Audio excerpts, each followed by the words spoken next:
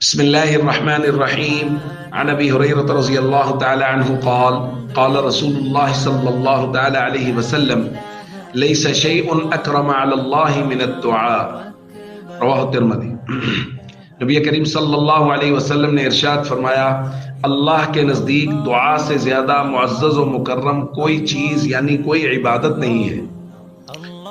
دوستو، دعا کی نبی کریم صلی اللہ علیہ وسلم نے بہت تلقین فرمائی ہے اور اس کے بہت سے فضائل بیان فرمائے ہیں، اور اس سے بڑی کیا فضیلت ہوگی کہ نبی کریم صلی اللہ علیہ وسلم فرما رہے ہیں کہ اللہ کی نظر میں بہت زیادہ قابل عزت اور احترام عبادت جو ہے وہ دعا مانگنا ہے۔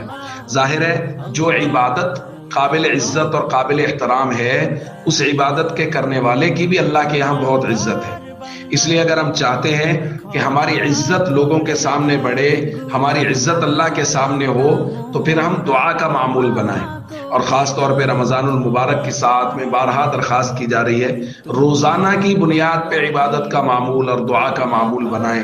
روزانہ کی بنیاد پہ وقت نکالیں اور اپنی تمام تر ضروریات کو اللہ کے سامنے پیش کریں کہ اللہ ہماری تمام ضروریات کو پورا کرنے پر قادر ہے، اور ساتھ ساتھ دعا کا فائدہ یہ ہے کہ اللہ کے نظر میں دعا مانگنے والے لوگوں کی بہت عزت اور قدر ہے۔